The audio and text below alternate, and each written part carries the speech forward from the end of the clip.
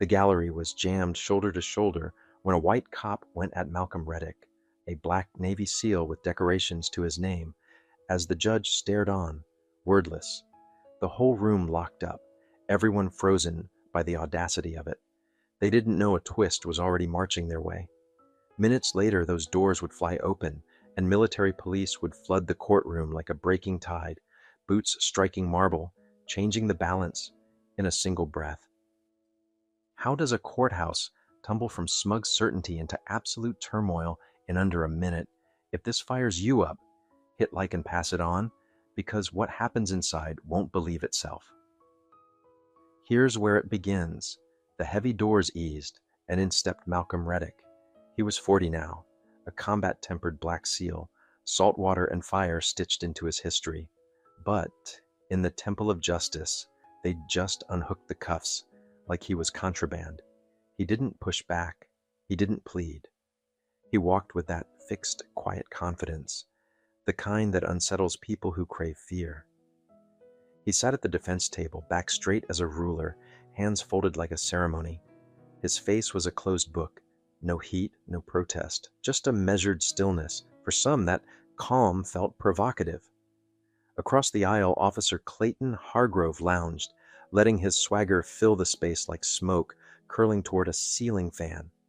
Hargrove, mid-40s, and built like a doorframe, wore a smirk that said the verdict was already penciled in. From the second Malcolm crossed the threshold, Clayton tracked him like quarry.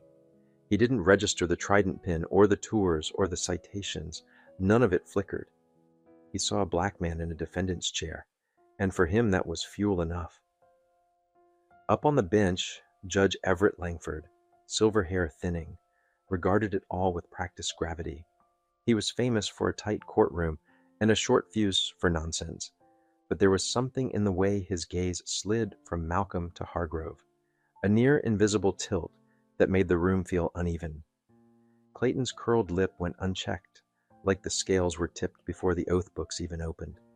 Beside Malcolm sat his court-appointed lawyer, Terrence Terry Boyd. Mid-40s, neat navy suit, voice even as a metronome, posture correct, spirit strangely dulled. Boyd spoke like a man discharging a civic task, not someone ready to scrap for his client's life. Each time Hargrove shifted noisily or cleared his throat with contempt, Boyd's eyes flickered toward him, brittle and wary, bracing for weather he didn't know how to face. The seats behind them hummed with low whispers, a reporter's pen ticking in bursts. They hadn't come only for a case. They'd come for a headline. Black SEAL brought up on misconduct. The crowd leaned in, waiting for Malcolm to speak, explain, argue, light a fuse. He gave them nothing. To many, that wordless composure read like surrender. To Hargrove, it looked like triumph. Clayton leaned toward the prosecution with a grin you could hear. "Figures," he murmured, just loud enough for nearby ears. "Big Navy hero who can't muster a sentence." Boyd's shoulders tightened. He didn't object. The judge didn't caution. The insult hung, mean and deliberate. It stung, not because Malcolm recoiled, but because he didn't. His silence wasn't hollow. It was weighted, like a heavy door waiting for the right push. He wasn't playing their game, and his refusal to dance only made the room more uneasy. Judge Langford tapped the gavel once, bringing the buzz down. "This court will come to order," he said. The words carried authority, but his eyes landed longest on Malcolm, not curious, suspicious. The trial was barely breathing, and yet you could taste the imbalance on the air. It wasn't only Malcolm on trial. It was his very standing, his right to meet this room as an equal. Boyd shuffled papers, cleared his throat, and began his opening. He spoke of fairness, presumption, the burden the state must shoulder. But the words hovered instead of landing.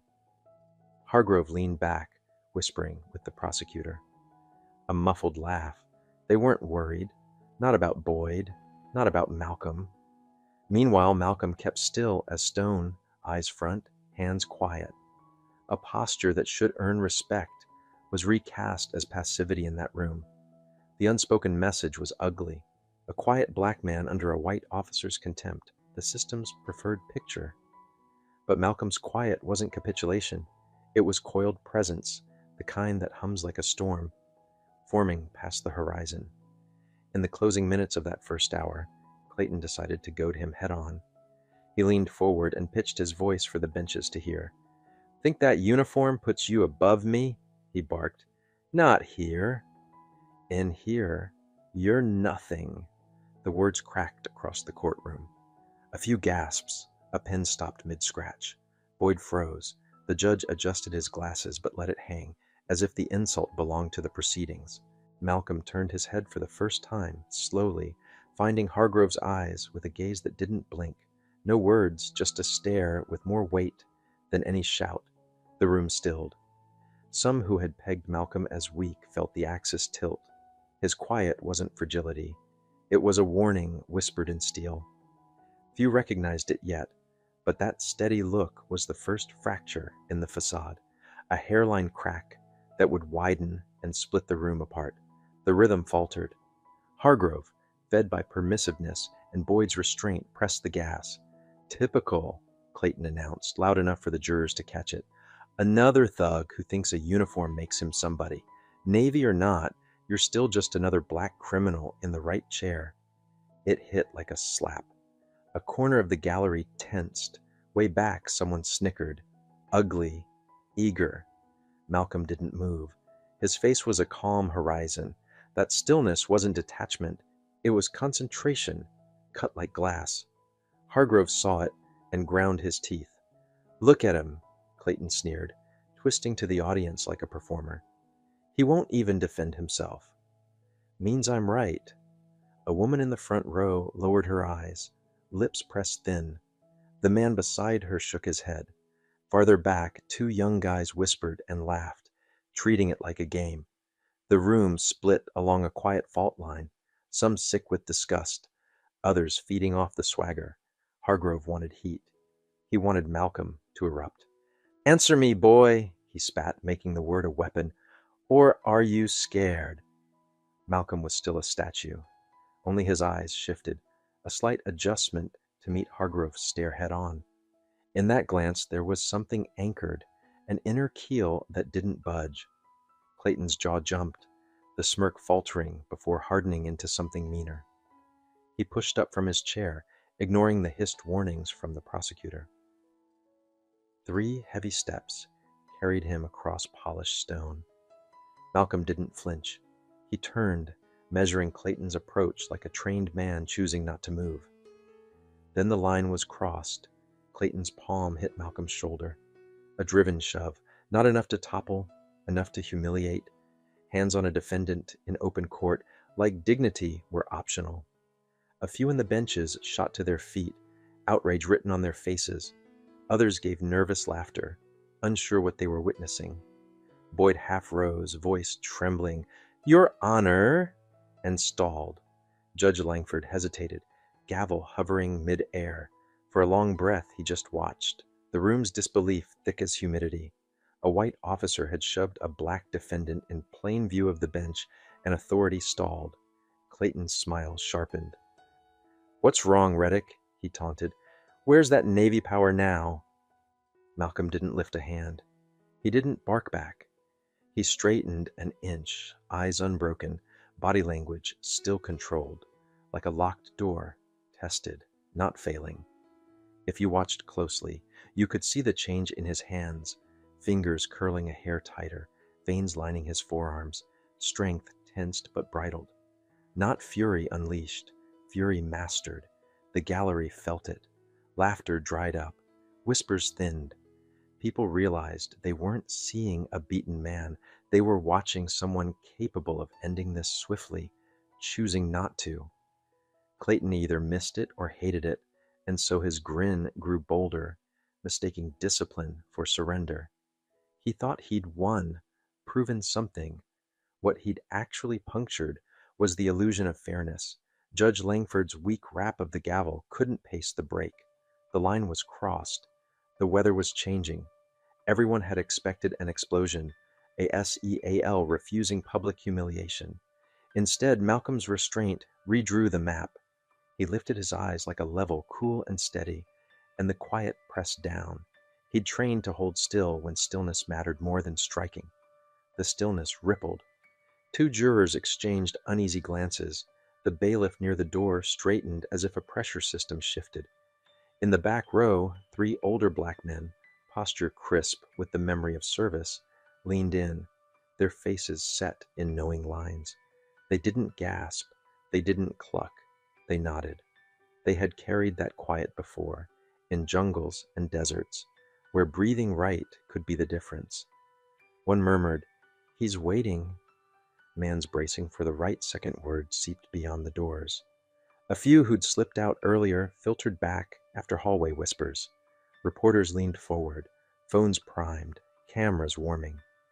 "Seal shamed in court," someone muttered, and the phrase traveled like a rumor on rails. The building felt alive, heartbeat in stone. Inside, Clayton mistook the quiet for victory. He leaned closer, knife-edged voice. "All muscle, no backbone. Navy can't change what you were born. You'll always be beneath men like me." The insult landed ugly and heavy. A woman near the front shook her head, breathing, "This isn't justice. This is theater." Malcolm's chest rose and fell in an even cadence, jaw set like hewn rock. The silence deepened to the point of ache. The long pause before weather breaks. Judge Langford finally tapped the gavel again. "Order. Maintain order." The authority sounded worn thin.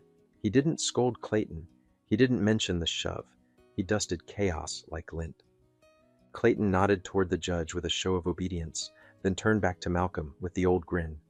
"What's the matter, Reddick? Cat got your tongue?" For the first time, Malcolm leaned an inch toward Boyd, who sat pale and rigid beside him. Boyd's hands trembled on his notes. Malcolm's lips barely moved. Voice low and precise, meant only for his lawyer. Just a few more minutes. Boyd blinked, searching Malcolm's face for panic, and found none. What he found unsettled him more, calm like a man with information others didn't have. Boyd swallowed and leaned back, unsure whether to push or trust. He chose trust this once. The whisper changed the chemistry of the room. Malcolm wasn't cornered. He was timing something. Back in the last row, the veterans exchanged glances, sharper now. One let out a slow exhale, almost a laugh without joy. "He knows. Watch him. That man isn't finished yet." The gallery leaned forward in a shared wordless lean, as if every heartbeat stretched the wire tighter. The faint buzz of reporters outside bled through the wood like bees behind a wall. The courthouse had become a stage, and everyone sensed they were only at the prelude. Clayton still didn't see it, or refused to. He stepped back enough to spread his arms as if addressing a crowd. "This is the Navy's best. Can't even speak up in a courtroom." A few chuckled, more flinched. No one looked away. Malcolm, calm and unyielding, kept his eyes on Clayton. That stare wasn't empty. It was a signal, not to the room, not even to Boyd, but to something beyond those walls, drawing closer with every tick. No one realized that when he whispered, "A few more minutes," the plot had turned a corner. He wasn't stuck. He was holding his ground, waiting for the exact second the hinge would swing. The courtroom throbbed with that tight silence specific to places where judgment falls. Then it happened. The double doors blasted open like a gust. The cadence of boots struck stone in a crisp, inexorable rhythm. A unit of military police poured in, uniforms pressed sharp as creases, movements clean enough to slice air.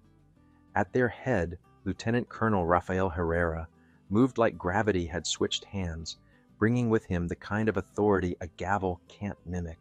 Air pressure shifted. A minute earlier, Clayton had been the loudest thing in the room. Now his color drained as he turned. Reporters scrambled, shutters firing like lightning forks. Spectators craned, gasps riding the noise like foam on a wave. For the first time, Judge Langford stiffened as though the bench had lost ballast. The gavel hovered, impotent. Herrera's voice cut through, low and unarguable, quieting paper and throat in a single sentence. "Malcolm Reddick, he said, each word a stone. "We're here under direct orders from the Department of Defense." The effect was immediate, a shockwave across the benches. It wasn't just soldiers in a civilian hall. It was the weight behind the insignia.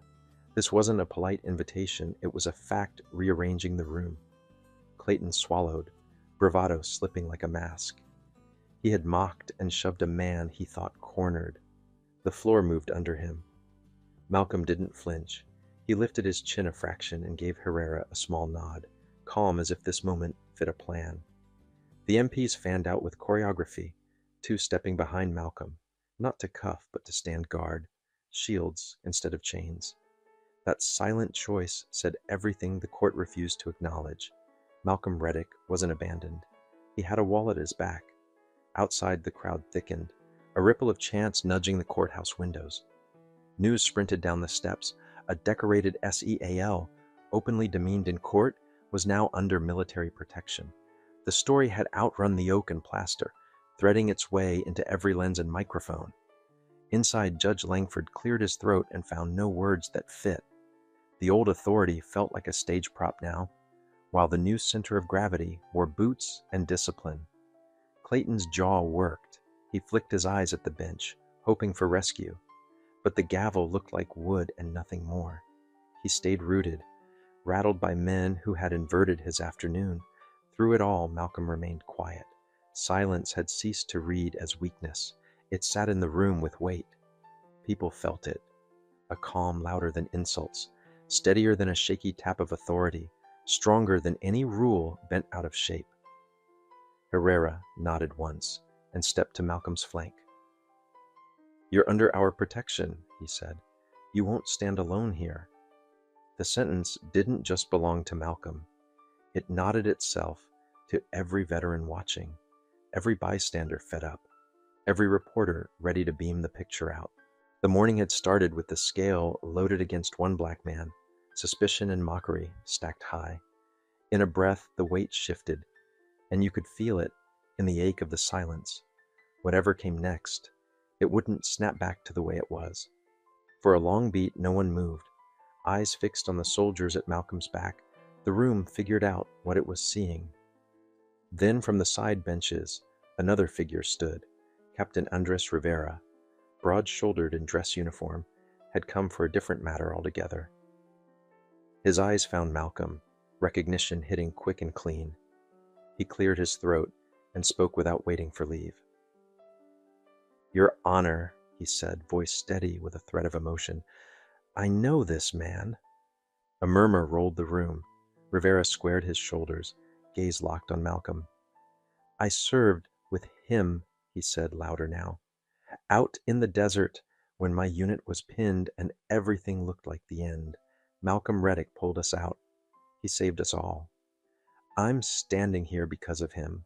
The words landed like a thunderhead. Insults, slurs, the shove, every petty cruelty buckled under testimony. No one could dismiss as theater. Faces changed, the smirks evaporated. Those who had sighed with pity sat up straighter, realizing the man in chains wasn't a spectacle. He was a rescuer who'd never asked applause. Clayton, sideswiped by the revelation, burst, "That's a lie! He's covering for one of his own." His voice cracked as he jabbed a shaking finger toward Rivera. The MPs stepped forward, their presence slicing his protest. "Order!" one barked, not a question. The gavel finally hit wood. Even that strike sounded thinner than before. The authority didn't live up there anymore. Outside, the energy climbed a ladder. Reporters spit words into microphones, breathless. "Breaking!" Decorated SEAL humiliated in court, revealed as a battlefield hero by fellow officer. Cameras flickered like a storm of fireflies. Phones streamed. The narrative leapt across screens as fast as fingers could swipe. At the center, Malcolm sat still, not modesty as pose, but as core. He didn't stand to soak in praise, didn't thump a chest. He bowed his head just slightly, the way people do when gratitude feels heavier than pride. Those hands that had tightened in restraint a few minutes earlier settled quietly on the table again. That humility explained him far better than any speech. It was more than refusing to dive into Clayton's muck. It was grace under the weight of sacrifice, refusing to bill the world for what he'd paid. You could feel the room catch it. A few eyes watered. Others just listened to the quiet and let it rearrange their insides. Clayton seemed smaller now, his tantrums bouncing off stone like rubber balls in a sanctuary. No amount of noise could erase what Rivera had named out loud. And Malcolm Reddick, calm, guarded by soldiers, anchored in silence, let the room sit with it, as the story outside kept growing like a wave with no shore. Judge Langford finally found his gavel again and tapped once, the sound small against the sudden hush. "Order," he said, throat tight. "We will maintain order." Yet he didn't rebuke Hargrove, didn't mention the shove, didn't name the slurs. He tried to sweep chaos off the table like crumbs. The attempt rang hollow. Power had migrated, and everyone felt it. Even the ceiling lights seemed to buzz differently, as if the building itself had switched who it listened to. Hargrove dipped his head toward the bench, feigning respect, then pivoted back with that practiced curl of a grin. "What's wrong, Reddick? Cat got your tongue?" he said, hoping volume could reinstall yesterday's pecking order. Malcolm finally leaned an inch toward Terry Boyd. The words were barely a breath. "Give it a couple more minutes." Boyd froze, searching his client's face like a map. He found no panic there, only timing, resolve, and a strange collected certainty. The whisper spread not by sound, but by feeling. Those veterans in the back shifted again, eyes narrowing with recognition. One murmured, "He's coordinating something, watch." Reporters near the doors shot glances at each other, composing phrases they didn't yet understand. The bailiff by the wall adjusted his stance. Even a few jurors sat straighter, as if some unseen tide had turned. Hargrove missed all of it. He mistook the compression of the room for submission, not prelude. Outside, the stone steps were filling. Word of uniforms in a civilian courtroom traveled at street speed. Microphones rose on poles like iron flowers. Someone live-streamed on a shaky phone, breathless captions stacking like unsupervised subtitles. Inside, Langford pressed his lips thin. "Counsel, proceed," he said, but his voice didn't carry far. The prosecutors huddled in pointed whispers, eyes pinging between optics and brass. Boyd uncurled his fingers, set his pen down, and chose, for once, not to interrupt the moment. Hargrove spread his arms like a cheap showman.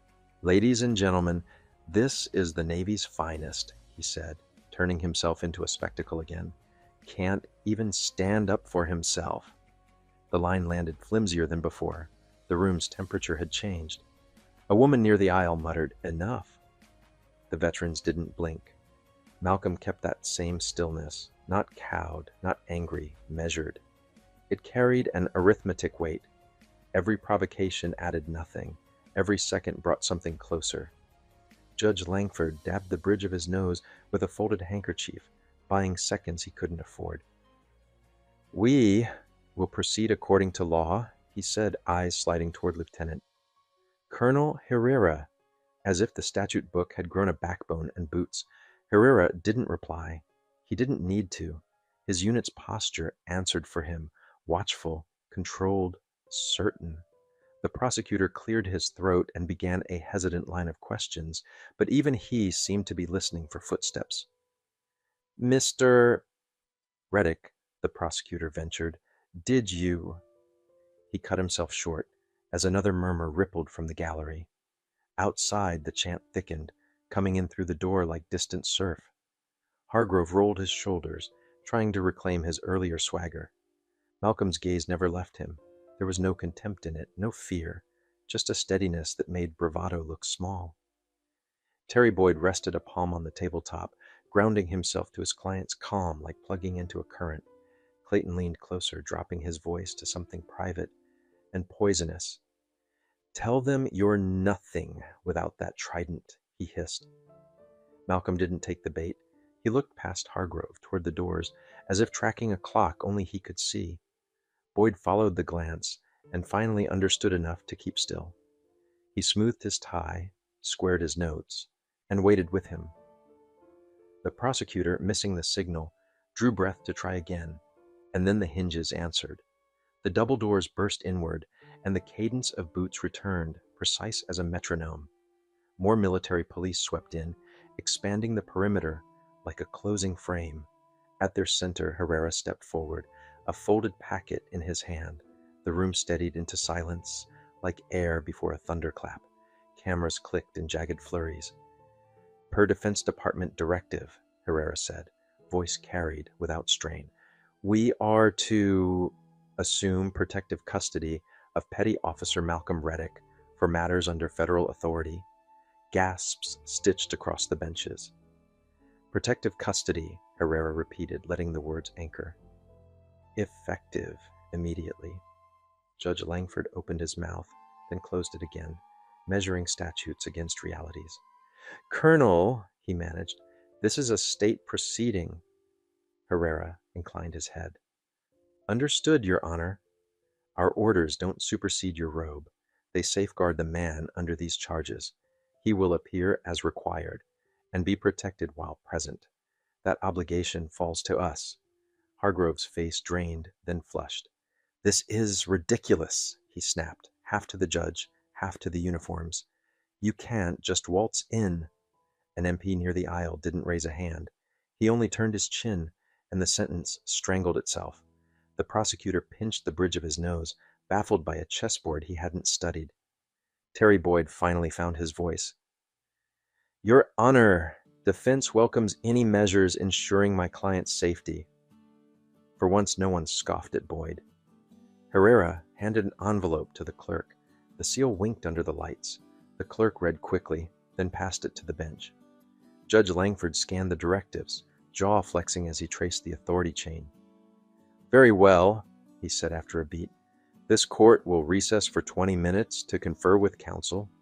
He glanced at Malcolm, as if encountering him anew. Petty Officer Reddick will remain under guard. It sounded less like concession than recognition of gravity. The gavel tapped. The room exhaled. Conversations cracked open in hushed bursts. Reporters texted furiously. A few sprinted for the hallway. The veterans in the back rose together, dignity in the way they moved, as if answering a roll call only they could hear. Malcolm stayed seated, breathing even. Terry leaned in. You knew they were coming, he whispered. Malcolm's mouth ticked at the corner. I knew they should, he said. Didn't know if they would. Not bravado, just truth. Hargrove lingered near the prosecutor's table, pretending to straighten papers nobody needed. His hands shook despite himself. He kept peeking at Malcolm, like a man checking an old map against a new coastline. Outside chants swelled, snatches of "Protect our vets," weaving with calls for justice. An elderly woman touched the doorframe and crossed herself before stepping out. Terry watched her, some quiet resolve settling in his shoulders that hadn't been there when the morning started. In the corridor, microphones blossomed like wildflowers after rain. Breaking, someone said into a camera. Decorated seal placed under military protection mid-hearing after courtroom harassment. Another reporter countered, sources confirm a federal angle. The story ran ahead of itself, barefoot and fast. Inside, Herrera conferred softly with his sergeant, then placed two MPs at Malcolm's shoulders like parentheses. They weren't closing him in, they were bracketing him, making space where none existed. Langford returned before the 20 minutes expired, robe swaying, impatience and calculation sharing one shadow.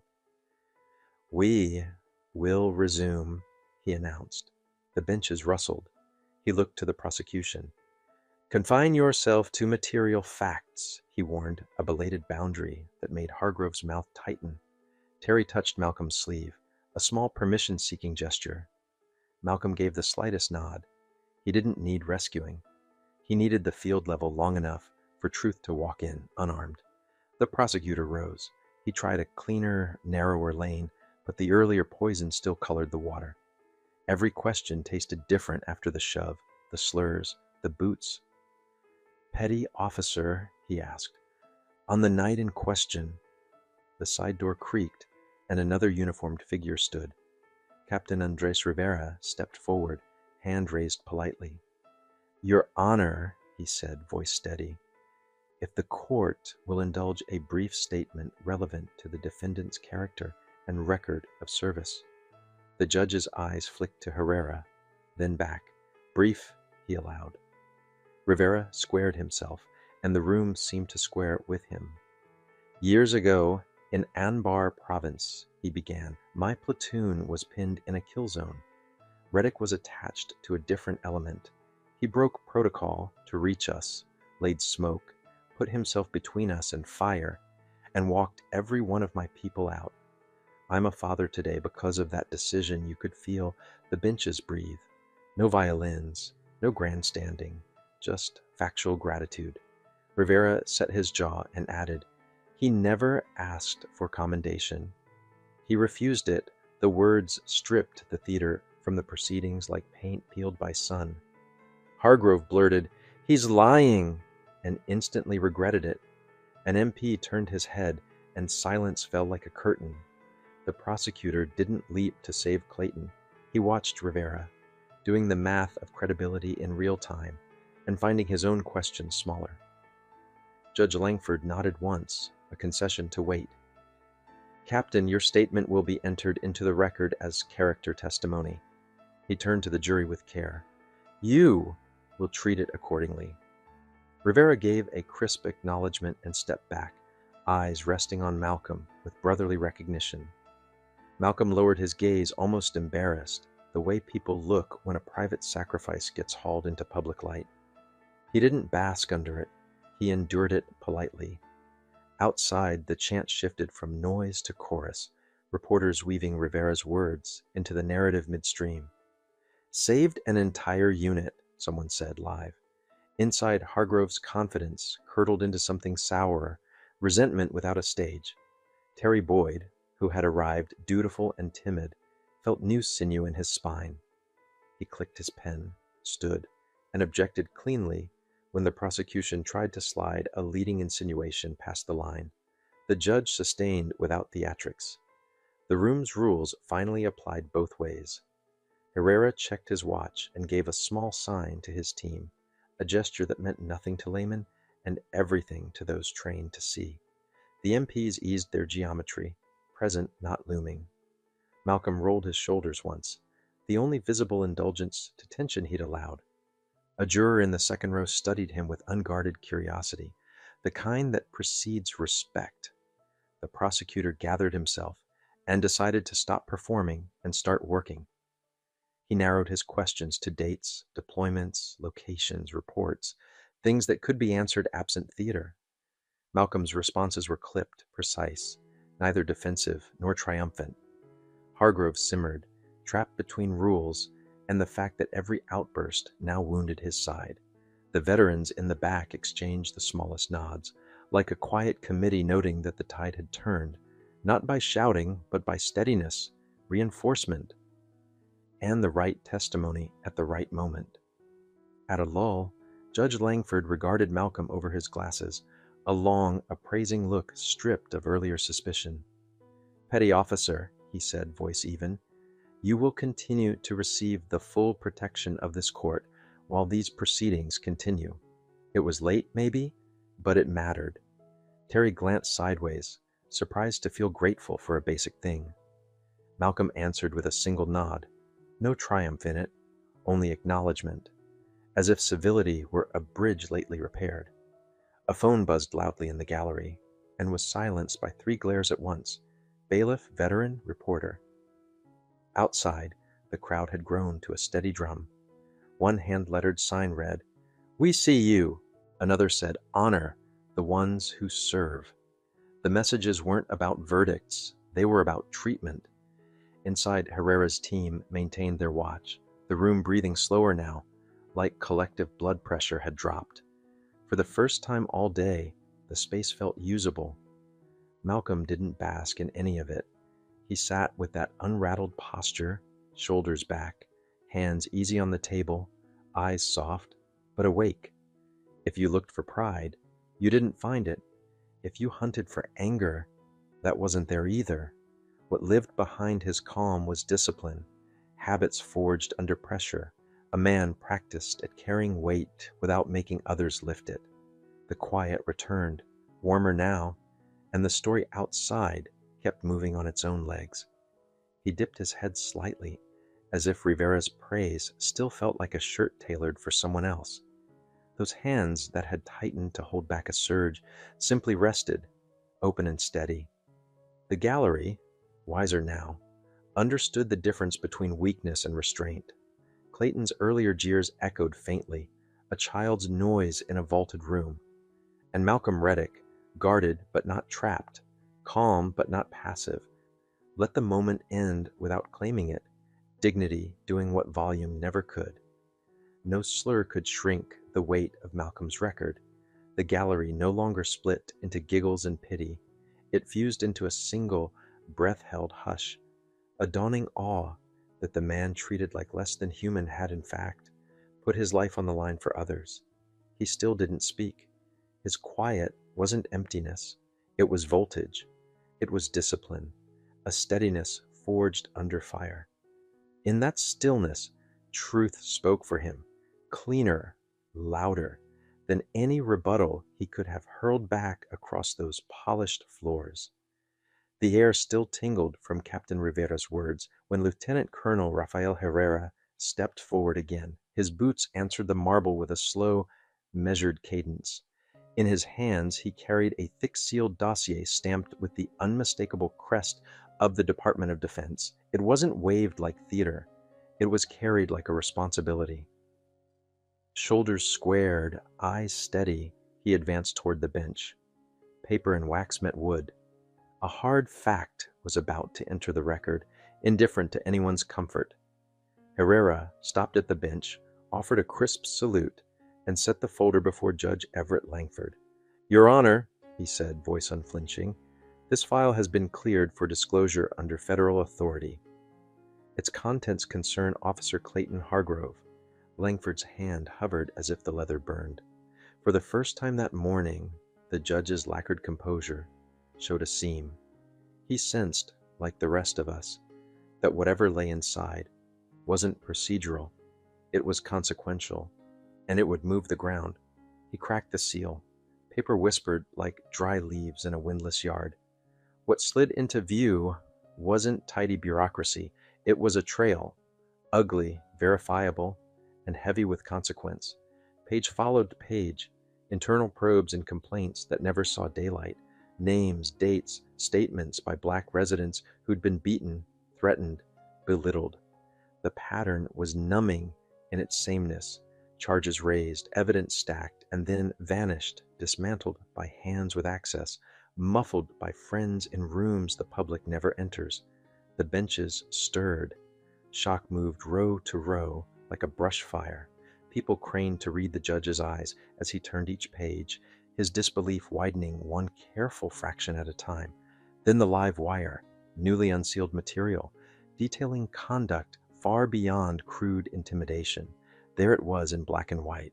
Hargrove orchestrating spurious counts, steering reports, leaning on subordinates to conjure scenes that never happened, all to smear Malcolm Reddick clean off the map.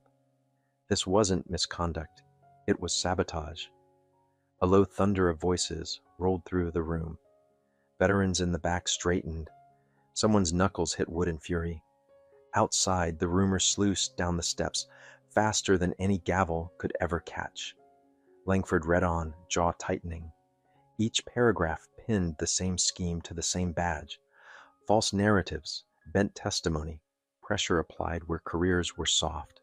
The pattern was industrial, repeatable, cynical, designed to survive scrutiny by never allowing real scrutiny to land in the first place. Then came the part no one could argue past, cross-checked logs and corroborating statements tying Hargrove's fingerprints to the very allegations leveled at Malcolm. Fabrication wasn't an accident. It was the plan. The chamber erupted, gasps, a few shouted curses, startled cries snapping at the corners. The veterans pounded the bench again, harder. Outside, the sidewalk found a single choir. "Justice for Reddick!" The chant climbed the stone, found the windows, and poured into the proceedings like weather. Clayton lost color fast. "This "This is a setup," he sputtered, voice thin and shaking. "You can't prove—" But the sentence died, under the weight of stamped pages resting open in full view. Langford pounded for order. The gavel sounded small in the swell. Authority didn't live in that wooden mallet anymore. It lived in documentation and in boots that had brought it to light. For the first time, the judge looked cornered, unsure whether the room would heed him at all. Through it, Malcolm didn't move. He didn't rise or clench a fist. He watched Clayton with an even, almost sorrowing gaze. No flicker of triumph, no smirk of payback. The restraint said everything. This wasn't vengeance. It was exposure. It was a ledger dragged into daylight. The contrast landed hard. Clayton unraveling in panic. Malcolm steady as stone. The people saw it, felt it, and a larger mirror appeared. This wasn't just about two men. It was about a machinery in need of reckoning. Sweat gathered at Langford's hairline as he closed the folder with careful hands. He looked from Herrera to Malcolm, then back to Hargrove, like a man seeking a dry rock in rising water. The bench had been the highest ground all morning. Now it felt ankle deep. He cleared his throat, voice wobbling once, before finding its line. This court cannot proceed under current jurisdiction. In light of this record, referral to federal authority is required. He lifted the gavel. Proceedings are suspended. The sentence thudded through the chamber. The floor plan of the case redrew itself in an instant, from county theater to federal audit. The shelter Clayton had counted on would not follow him to the next building. Outside, the chant doubled, a rolling pressure that made the windows hum. Inside, energy flashed, journalists scribbling like their wrists might give out, vets exchanging sober nods, citizens holding phones high, catching proof that felt overdue. Malcolm, still silent, let the truth carry the room. His quiet outvoiced Clayton's denials, outvoiced the chant itself, outvoiced a gavel that had spent the morning ignoring its own duty. It was the quiet of a man who never needed to pose, who had already passed harder tests than this room could imagine. Clayton's face swung from pallor to fever red. His jaw worked as if chewing glass. He slammed a fist against the table. "Lies! Every last bit!" Cameras snapped, pens flew. The spectacle didn't help him. It exposed him further. The gallery jerked toward the noise, half in shock, half in morbid fascination. The roar evaporated almost instantly, swallowed by a steadier voice. Terry Boyd didn't blink. He closed his file, rose as if unbothered by gravity, and said, clear enough to carry, "No, Officer Hargrove. This isn't a lie. This is accountability." The line cut cleaner than any shout. Clayton rocked back a step, like he'd taken a hit. His eyes searched the room for allies, and found none left standing. For years he'd rested behind the badge, influence. A family name passed like a shield. Stripped of that insulation, he looked smaller, a man who'd mistaken fear for authority. The silence grew heavy enough to bow the rafters. Then his voice cracked open, scratching out something raw. "My father was a cop," he blurted. "He taught me. Men who look like Reddick are dangerous. He said they're the enemy. And his throat hitched. I believed him." The confession hit like cold steel. The room froze. Even the fluorescents seemed to hold their hum. The admission didn't crash like rage. It traveled like a thin echo, bouncing off ribs and landing in the quiet no one had words for. Malcolm finally lifted his eyes and truly saw Clayton, not as a foe, but as a squandered possibility. No vindication crossed his face, only a deep, human sadness. His gaze said what he wouldn't. You could have chosen better. Mercy without absolution. Judgment without hate. Clayton flinched under it. Strength drained from his shoulders as if a valve had opened. The bluster that once filled the room collapsed into something smaller. Shame in a man who'd never named it. Around us something softened. A woman in front dabbed at tears. A reporter's pen stilled mid-scratch. Even the bailiff shifted, recalibrating what he thought he knew about villains and damage. Understanding crept in, but justice doesn't dissolve just because understanding arrives. Herrera knew both things could coexist. He gave a tight nod.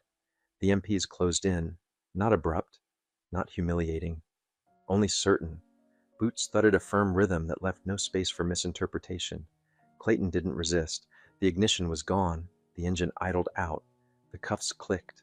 Metal's small report louder than any theatrics. Well, years of swagger ended on that single sound. Boyd stacked his papers in exacting order, offering no victory lap. The silence that followed his gesture landed like a verdict more final than speech. Judge Langford, so decisive on routine days, searched for language and found very little. The gavel hovered, then lowered without striking. His eyes flicked to Malcolm, and back to Clayton, the realization settling that command had moved on without him. When the MPs guided Hargrove toward the doors, he lifted his head once and scanned the benches. He didn't find anger or sympathy. He found faces wet with grief for the harm he represented, a sorrow too old to keep carrying. Something in him recognized it. His lips parted, but nothing arrived. Silence finally admitted what bluster never would, defeat owned by its author. Malcolm remained seated, hands resting easy, no gloat, no grin, a witness to balance returning. Justice to him meant scales that worked again, not a chance to reverse weight. The heavy doors sighed closed, and the room exhaled together. People wiped eyes. Others stared at the grain in the wood, thinking of choices and their long shadows. A reporter whispered, "Even the villain was victimized." The phrase hung half true, half dangerous. Under it ran a harder line. Having been taught poison doesn't absolve you for serving it. Sympathy is real and insufficient. Costs still come due, and today's ledger got tallied in daylight. In that washed-out quiet, the morning felt less like a win or a loss and more like a reckoning, a recalibration about what we let badges excuse and what discipline looks like when it's real. Federal court changed the air. The same wood, the same flags, but a different gravity. This bench belonged to Judge Alan Whitmore, 60-ish, meticulous, known for fairness that didn't bend and order that didn't tremble. One sweep of his gaze set the room straighter. Nobody misread who controlled this space. The gallery filled fast, reporters pinned at the back, veterans in dress blues shoulder to shoulder, with civilians whose eyes held both skepticism and hope. A nation's mood condensed to one room. The United States stepped in through Assistant U.S. Attorney Carla Martinez, 40, precise, voice like a clean blade. No preamble. She set the timeline, pulled witness statements into sequence, and pointed to footage from the earlier hearing where Clayton's outburst played in damning clarity. "What you will see," she told the jury, "is not merely an assault on one man, but an assault on the premise of justice itself." No tremor touched her delivery. She didn't ride the emotion, she anchored it. But it wasn't Martinez who held the room the longest. It was Malcolm, taking the stand for the first time in this new venue. When he rose, the scuff of dress shoes on polished floor sounded louder than it should. He stood tall, shoulders squared, not theatrical, just military habit surviving 1,000 days. He looked at the jurors, then at Judge Whitmore, and began. His tone ran steady beneath the surface, like current under glassy water, unshowy, unafraid, unspun. "He hurled words I won't repeat here," Malcolm said. "He mocked my skin, my service, everything I've sworn to protect. I didn't answer with hate, couldn't. I've spent my life defending a country we have to share. I wasn't going to betray that uniform by mirroring his contempt." The room leaned in on its own. The absence of theater made the story heavier, not lighter. Truth unadorned has a way of filling corners propaganda can't reach. Then came another uniform. Sergeant Luis Navarro took the stand, blues pressed, gaze quiet and direct. He faced Malcolm first, a small nod, between men who've seen dust and night together, then turned to the jury. "That man," he said, pointing gently, "dragged my team out when we were boxed in and running out of luck." He didn't hesitate. "Some of us are alive because he moved when he did. I'm one of them. That's not a story. It's my life." No glory notes, no swelling rhetoric, just one soldier validating another without ornament. You could feel the ripple, respect settling across strangers. Outside, the storm had already gathered. News trucks bracketed the block, satellite dishes craned skyward, chyrons screamed in caps from coast to coast. Decorated black seal demeaned in court, federal case opens. Editorials stacked up, commentaries collided. The veteran community closed ranks, every shade, every creed, writing letters, holding vigils, raising flags like prayers in a hard wind. Inside, Whitmore recentered the room whenever heat tried to creep in. When defense counsel floated the idea that Clayton's slurs were heat of the moment, the gavel dropped like a hammer on an anvil. "This court will not mislabel hatred as passion," Whitmore said, and the silence that followed felt like an education. Malcolm returned to counsel table, quiet again. His silence didn't tuck him away. It insisted the rest of us sit with our noise and ask who we were. By day's end, Martinez slid papers into their exact stacks and looked across the well. She knew something had shifted that went beyond exhibits. Jurors had witnessed brutality in technicolor and dignity in grayscale, and the latter weighed more. The fight wasn't finished, but the tide had turned in a way that doesn't swing back easily. When Whitmore adjourned, murmurs swelled. Some wept openly, others covered their mouths, as if sound itself might undo the clarity they'd just seen. Outside, chants found harmony. Veterans, activists, neighbors, voices braided into one rope, pulling toward a future they wanted to inhabit. The case of Malcolm Reddick escaped the docket and became a national question. What kind of justice will America endorse when racism has smudged every margin of the page? Crowds stayed, candles trembling in cupped hands, flags clutched to chests. And in living rooms, families argued softly, cried harder, or fell silent, listening to the question, refused to leave. The next session began in a hush you could hold. Marshals brought Clayton in shackled, chin trying for altitude. Pride wasn't armor anymore. It was a thin coat in winter. Everyone sensed we were walking into the last page of a chapter. Whitmore sat a little higher, gavel resting within easy reach. The weight in the room wasn't menace, it was finality, the awareness that process, boring, stubborn process, can still carry justice to the finish line if you let it. Families of service members, local organizers, reporters with pens perched, their focus made the air feel taut. Clayton's eyes flicked toward the jury, then away. Then the desperate last lunge. He erupted, voice cracking on the jagged edge. "He's nothing but a black man in a uniform." The words sleeted across the chamber, ugly, revealing, fatal. Time stuttered. The bailiff froze mid-step. Even the HVAC seemed to stop its soft exhale, as if the room refused to breathe that in. All eyes slid to Malcolm. He rose slowly, not to counterpunch, but like a man answering a roll call. No anger found his face, only the same composure that had carried him through the day and the desert and the push-pull of a country he still claimed. He stepped once, chains of Clayton's sentence still clattering in the air, and spoke. "No," he said, voice firm but even. "I am a sailor, an American, and today, justice is the one that wins." He didn't raise the volume. He didn't need to. The words fell with the clean weight of iron on stone. Heads bowed, shoulders shook. People nodded like he'd offered a phrase they'd been struggling to find in their own mouths. Clayton's frame emptied out, arrogance bleeding away to reveal a scared man who had mistaken hatred for gravity. He sagged into his chair, lips trembling, as the scaffolding he'd leaned on dissolved, one rotten plank at a time. Whitmore didn't delay. "Officer Clayton Hargrove," he said, voice ringing clear, "this court finds you guilty on all counts." He didn't savor it, he stated it. "You are stripped of badge, title, and authority. You will serve a lengthy term in federal custody with no possibility of early release." Justice didn't roar, it spoke and stood. The gavel cracked like thunder, contained in a single strike. Sound rolled through uniforms rising in silent salute, through hands clasping, through relief exhaled. No cheers followed. Not yet. The moment didn't want confetti. It wanted breath, acknowledgement, the release that comes after too long holding something heavy.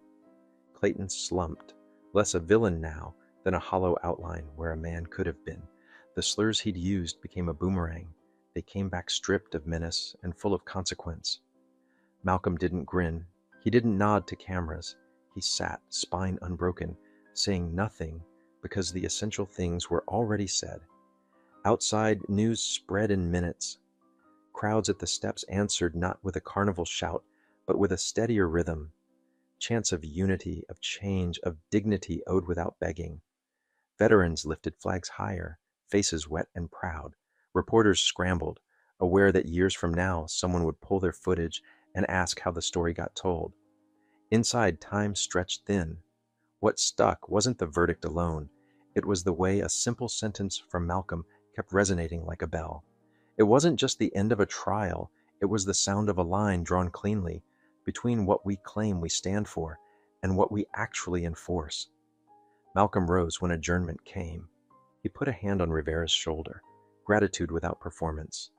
He turned to the gallery, veterans who had shown up, strangers who had offered voice, and gave a small nod that felt like a coin pressed into a palm. You could read it. Thank you. Keep going. This isn't finished, because the story didn't end at the threshold. The weeks that followed carried sentences and paperwork and transport chains, but something larger traveled with them. Clayton's badge disappeared into evidence, his authority into a file. The louder truth rose. Dignity doesn't crumble when hatred shouts. It hardens. Malcolm, no longer the defendant in headlines, became a marker people pointed to when skeptics asked whether restraint means surrender. His quiet answer lived on. Strength isn't loud by necessity, it's steady by choice. When a journalist asked why he never struck back, Malcolm kept his answer small. Justice isn't hauled in by rage, he said. It's carried by patience and truth. The quote outpaced the verdict. It landed on breakfast tables and timelines in school assemblies and front porches after dinner. It traveled among veterans who understood the cost of calm and among teenagers who needed a different model for what courage looks like when someone tries to pull you into the mud. By then, the city had woven new rituals around the courthouse steps. Candles most nights, flags some mornings, notes taped carefully to the railings. Thank you, we saw you, keep watch. It wasn't idolatry, it was gratitude, aimed at an idea wearing a man's face. Inside agencies and precincts, uncomfortable meetings ran long. Policies long ignored crawled back into the light. People asked which doors had allowed a Clayton to open so many others without ever being stopped. Whitmore kept his calendar moving, case to case. Very little commentary, plenty of clarity. Langford, to his credit, changed in small visible ways, less impressed by swagger, quicker to cut off side-mouth disrespect. Herrera rotated back to his post, but the unit still checked in. Christmas cards, a coin slid across a table, a nod at a Memorial Day ceremony. Rivera and Malcolm saw each other sometimes. No speeches, just the shorthand people share when they've met each other, under pressure. Terry Boyd didn't return to being timid. He found a spine he liked and kept it. In court, his objections landed earlier and cleaner. In life, he stopped apologizing for standing up in rooms where silence had once felt safer. Reporters moved on to new fires, but when anniversaries came around, they called Malcolm for a quote. He rarely obliged. When he did, he kept it brief. Make the rules work, he would say, and stop excusing people who don't. There were people who wanted a triumphal version of the story. Malcolm didn't give them one. He carried the scars the way he'd carried everything else, without show, without denial. The real victory, he insisted, wasn't his. It was a community refusing to be gaslit, institutions learning that order means little without equity, and a bench remembering its job under pressure. He shook hands. He returned salutes. He went home and checked on neighbors who never made the evening news. On the internet, the story became 1,000 versions, some accurate, many embellished. Malcolm ignored the noise. When asked to keynote, He often declined, sending a younger sailor instead, someone whose voice needed the room more than he did. When a small nonprofit asked for help funding counseling for vets, he showed up before dawn to set up folding chairs. People tried to thank him. He changed the subject and asked about their kids, then lifted the last table into the truck. He wasn't a saint. He got angry in private at headlines that sanitized, at acquaintances who suddenly always knew. He didn't perform that anger, because performing it would have felt like the same trap in a new costume. He ran at dawn when the streets were blue. He fixed a fence for the woman next door who never remembered his name, but always remembered to bring him peaches when they ripened. Mostly, he lived and let living be its own kind of answer.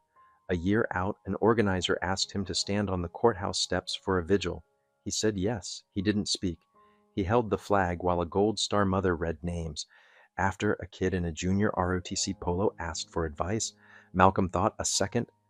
"Decide early what you won't trade," he said, "then keep paying the price to keep it." The kid wrote it on his hand with a borrowed pen. Later, he tattooed it on his forearm. Clayton served time. He took mandatory programs, sat through counseling he once would have ridiculed. He wrote letters that went nowhere, apologized to empty rooms, learned that there's a difference between guilt that begs and responsibility that acts. No one celebrated his pain. No one excused his harm. Systems that enabled him faced audits, personnel changes, and lawsuits. Some of it stuck. Some of it stalled. Change is like that, carved in inches, defended daily, always easier to pronounce than to practice. The city learned new reflexes. Courtrooms got quicker to close a mouth that dripped contempt. Young prosecutors realized the shape of a case isn't just evidence. It's the air you allow in the room. Judges who'd coasted on habit noticed they had choices at small moments. Bailiffs stopped letting just a little slide. Reporters trained themselves to hear when words like passion are piled on to cover something that smells like rot. Incremental, imperfect, real. It added up where it mattered. As for Malcolm, he kept answering the same question differently each time. "How'd you stay so calm?" one man asked him in a grocery line, whispering like it was a church. Malcolm shrugged. "Practice," he said, "and remembering who I answer to." The man nodded, not entirely sure what that meant, then decided he did. At a school assembly, a kid asked if he'd forgiven Clayton. "I don't get to hand out erasers," Malcolm said, "but I don't carry his weight either." There were awards he declined, and two he accepted because the person pinning them on had earned the right to ask. He didn't do late-night shows. He walked in the Memorial Day parade beside an empty wheelchair, carried to honor a friend. Afterward, he sat on a curb eating a paper plate of barbecue with Rivera, boots touching at the toes, talking about nothing important, which is to say everything important. Kids, busted faucets, a neighbor's new dog that hated fireworks. Sometimes, late, he replayed the moment in his head, the shove, the slur, the decision to hold still. He knew it wasn't magic, it was training, stubbornness, refusal to be edited by someone else's fear. He didn't romanticize it. Discipline is costly. It leaves marks you don't post. He'd chosen his cost. If there was any grace in it, it was that other people had chosen to pay too. Herrera, Martinez, Whitmore, the veterans in the last row who never blinked. Years stack. Headlines fade. The courthouse keeps doing what courthouses do. Some days splendidly, some days not. In a different room, a young public defender hears a cop try Clayton's script and cuts it off before the second beat. In another, an old judge retires early, citing family. Everyone reading the notice knows what the real reason is. Change keeps being the unglamorous thing it always was. People making decisions when no one is filming, then making them again tomorrow. And still, on certain nights, the clip of Malcolm saying, "Today justice wins," resurfaces. Someone shares it without context, and it still lands, not because it's perfect, there's no such thing, but because it's simple in a world that makes simple feel rare. It reminds a tired clerk to finish the appeal right. It nudges a precinct captain to reopen a complaint. It convinces a teenager to leave a party before a fight starts. Small ripples, measurable only if you're patient. Back where it started, the first courtroom got new bulbs, new rules on decorum, a new sign about respectful conduct that seems obvious until you need it. Langford sits a little quieter now, which is an improvement. The bailiff who once hesitated moves faster when lines are crossed.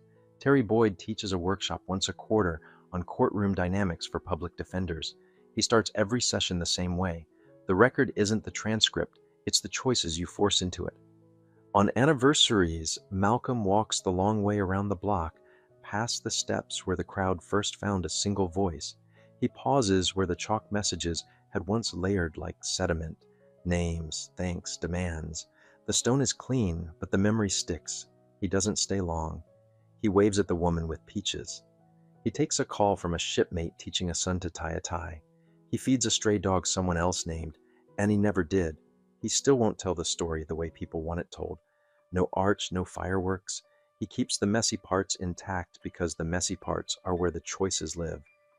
When kids ask about heroes, he aims them at nurses, at teachers showing up under fluorescent lights, at clerks who circle a mistake in pencil and correct it. Find a place to practice being decent, he tells them. Then don't wait for applause. If it matters, the work is the applause. A podcast clips his quote wrong and it goes briefly, uselessly viral. He ignores it. The nonprofit gets a new van. Rivera's daughter wins a scholarship essay contest, writing about the day a stranger's restraint saved her dad. Herrera sends a photo from a base on the other side of the world. Sunset over a runway. Boots in frame. A caption. Still watching. Martinez argues a case that doesn't trend and wins it anyway. Whitmore swears in A New Citizen with tears. On a humid evening, Malcolm stops by a tiny community center because a flyer asked for volunteers to repaint a room. He tapes a line. He dips a roller. A kid blasts music too loud. Somebody laughs. Somebody else brings lemonade. The wall takes 2 coats. The floor gets speckled on accident. When they're done, the room looks like a place where good things might happen. Nobody calls the news. Nobody needs to. The work is ordinary, and it's enough. If there's a moral, he refuses to make it tidy. He knows plenty of men who did everything right and still lost, and others who did little and were given much. He knows how easily a room can tilt and how hard it is to straighten. He knows silence can be complicity and can be strength, depending on whether it shields the vulnerable or the comfortable. He keeps choosing the version that costs him, because that's the version that tends to heal. When a small channel asks to tell the story, he says okay on one condition. No hero edits, they keep the jagged parts. They keep the bench's failure before its repair. They keep Clayton's confession and Clayton's sentence and Clayton's after. They keep the veterans' steady backs. They keep the moments where nothing happens except someone deciding not to flinch. When the segment airs, it reaches living rooms that never watch national news. It starts quieter conversations that might last longer. The host asks him at the end what power is. He thinks for a breath. Integrity, he says, the kind you can't rent and can't sell. He doesn't look at the camera. He looks at the kid running sound who is pretending not to listen and is listening hard. The clip doesn't spike views.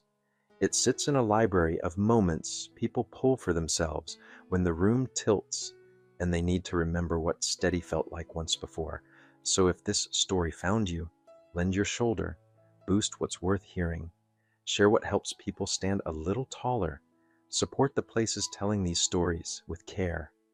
Around here they call it Max Stories. Call it whatever you want.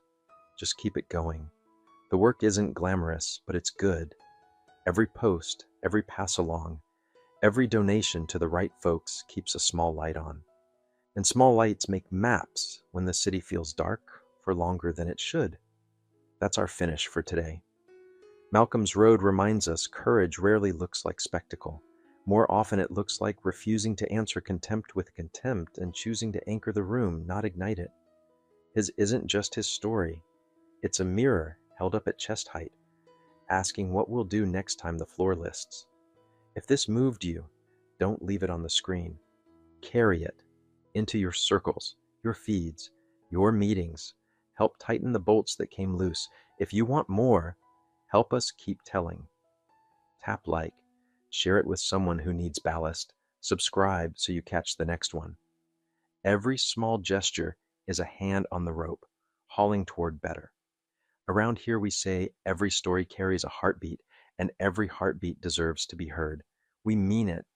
Thanks for being here, for paying attention, for believing that restraint can be power, and that justice done plainly still deserves a standing room and a long echo. 4 lessons from Malcolm Reddick's day in court. Lesson 1, the quiet that holds the line. Most of us who've lived a while know the difference between noise and strength. We've watched loud men run out of steam and quiet people carry the day. When Malcolm Reddick walked into that courtroom, hands folded, back straight, face calm, some mistook his silence for surrender. They were wrong. His quiet was the same quiet you feel in a well-built house when a storm hits the siding. It's not inaction, it's construction. You could hear the room try to bait him, slurs thrown like rocks, a shove meant to make him break. Many of us remember being told as children to count to 10. Anyone who's survived real trouble knows sometimes you have to count to 100, and sometimes you just have to breathe slow and keep your feet under you. Malcolm did that in front of everyone. He didn't answer contempt with contempt. He didn't flail. He didn't rush to win the moment and lose the day. For folks 65 and older who've held families together, buried loved ones, and kept going, that posture is familiar. You know what it costs to stay steady when someone is trying to knock you off balance. You know that stillness isn't weakness, it's work. When the officer called him boy, Malcolm didn't reclaim his dignity by shouting. He reclaimed it by refusing to hand it over in the first place. That choice shifted the air. Veterans in the back row recognized it immediately. They didn't cheer. They nodded. Because restraint is not the absence of power. It's the mastering of it. And once a room sees that kind of control, it can't unsee it. If you've ever held your tongue so truth could arrive with witnesses instead of with a fist, you know the power Malcolm carried. Quiet is not empty. Quiet is loaded. In the right hands, it's ballast. Lesson 2, paper, process, and the long road, called accountability. People love fireworks, but a lot of justice is pencil work. It's numbered pages, signatures with dates, seals you can hold in your hand, and a record that survives tempers. When Lieutenant Colonel Herrera stepped in with military police and a sealed federal file, the courtroom learned a simple truth older Americans teach their grandkids: save your receipts. That dossier didn't win the day because it was flashy. It won because it was verified. It traced a pattern of conduct, not a rumor, not a hunch, documented over time. We saw a judge who had been slow to act read page after page and feel the floor move under his bench. You could watch the math happen on his face. Allegations become evidence. Evidence becomes obligation. Accountability is usually slow. It's not the sprint to the microphone. It's the walk to the clerk's window. It's the 20-minute recess that turns into a referral. It's a prosecutor who stops performing and starts asking for dates, logs, reports. Some of us have learned the hard way that you can shout yourself hoarse and change nothing, but one well-kept file can knock a door off its hinges.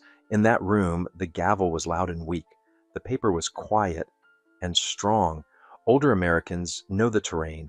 You've fought insurance companies with organized folders. You've challenged a bad bill with notes from every call. You've written down names, times, and what was said because you learned, sometimes painfully, that if it isn't written, it didn't happen. The lesson was plain. Process isn't the enemy, it's the bridge. When the judge finally said, "This court cannot proceed under current jurisdiction," that wasn't a retreat. It was the system remembering how to stand. Federal court, new judge, new rules, but not new values, just values that were finally enforced. And if you've ever waited months for a fair decision, you know how stubborn, boring process can still carry justice across the finish line. Inch by inch, signature by signature. Lesson 3. People change the air pressure. If you were in that gallery, you felt it. One human being can warm a room, but a community can change the temperature. This story didn't turn only because Malcolm was disciplined or because a file was stamped. It turned because people showed up in uniforms and church clothes with notebooks and handmade signs. Veterans in the last row held a line with their posture. Reporters aimed lenses that made the room behave better. A captain stepped forward and spoke a simple, verifiable truth. I'm alive because of him. Outside, neighbors chanted not for a verdict, but for dignity. Inside, the bailiff straightened, jurors sat taller, and even a timid defense lawyer found a spine. We forget sometimes that showing up is not decoration, it's leverage. Many of you have stood in hospital waiting rooms, school board meetings, and city halls. You've learned that authorities act differently when the community is watching. Not because watching is threatening, but because it's clarifying. The presence of witnesses reduces the space for nonsense. In that courthouse, Lieutenant Colonel Herrera and his MPs didn't menace the room. They steadied it. Their boots said, "We're not here to throw our weight around. We're here to keep the scale from being tipped." And then the testimonies from Rivera and later Navarro did what clean testimony does. They closed the gap between rumor and reality. Out on the steps, the crowd didn't demand a crown for Malcolm. They demanded a fair shake. That's a deeply American reflex. We line the parade route for the Little League team. We sign a casserole list when a neighbor is sick. We hold candles when a family's name is on a headline. Those gestures aren't noise, they're architecture. If you've ever brought a lawn chair to a long hearing or mailed a letter to a shaky official, you've felt what the gallery felt. The air gets heavier with accountability when people lean in together. The lesson is simple and hard. You don't have to fix the whole system by yourself. Bring your body, your voice, your witness. It changes the air. Lesson 4. What endures? Daily courage, ordinary repair. The sentence that stuck wasn't the guilty verdict. It was Malcolm's. I am a sailor, an American, and today justice is the one that wins. That line traveled because it made the story bigger than two men and smaller than national spectacle. Bigger because it pointed to shared obligations, smaller because it fit into daily life. The weeks after the trial mattered just as much as the verdict. Malcolm didn't campaign for applause. He helped a nonprofit set up chairs at dawn. He told a teenager, "Decide early what you won't trade." He fixed a neighbor's fence. He showed up to hold a flag while a Gold Star mother read names. Older Americans will recognize that cadence. You've lived it. You know repair is not glamorous. It's repainting the scuffed wall, writing a check when no one's looking, and calling to make sure a policy actually changed in practice. It's reminding a judge, a principal, or a captain, politely, firmly, that respect isn't a style point. It's a requirement. And you also know something else the story told the truth about. Grace and accountability can stand in the same room. When Clayton spilled his ugly confession, the mood softened around him, but justice did not. He was cuffed without spectacle, and systems that had sheltered him were forced into audits. That combination matters. Compassion isn't a free pass. It's a way to stay human while you do necessary work. So what do we carry forward? We carry the habit of steadiness, breathing before we blast. We carry the habit of record keeping, writing down what matters so the facts don't evaporate. We carry the habit of showing up, standing with others so rooms behave. And we carry the habit of ordinary repair, doing the small, unfancy things that keep our neighborhoods livable and our institutions honest. You don't need a uniform to do any of that. You don't need a big platform. You need a decision you make before the room tilts. I won't trade my integrity for speed or applause. Older Americans have long taught that lesson at kitchen tables and church basements, in VFW halls and union meetings. It still works. If you've ever carried a casserole up a flight of stairs, you already know how to carry a community. The story's final nudge was plain. Keep a small light on. Write the letter. Attend the hearing. Mentor the kid. Press the system without hate. And when the moment comes, and it will, hold the room instead of igniting it. That's not passivity, that's power. The kind you can't rent and you can't sell. When you look at these 4 lessons, 1, choosing disciplined restraint when someone tries to bait you. 2, trusting paper, dates, and process to turn truth into action. 3, showing up with others so rooms behave better. And 4, practicing everyday courage in small repairs. Which one do you feel our country needs most from you right now, and why? Think back on your own life, a time you bit your tongue so fairness could arrive, a folder you kept that finally made the difference, a meeting where your quiet presence changed the tone, or a humble favor that kept a neighbor standing.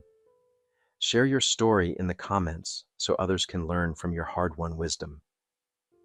If this conversation helped you sit up a little straighter, please tap like. It tells the algorithm to put more of this steady, no drama truth in front of folks who need it. Hit subscribe and ring the bell so you'll catch future stories and practical takeaways without hunting for them.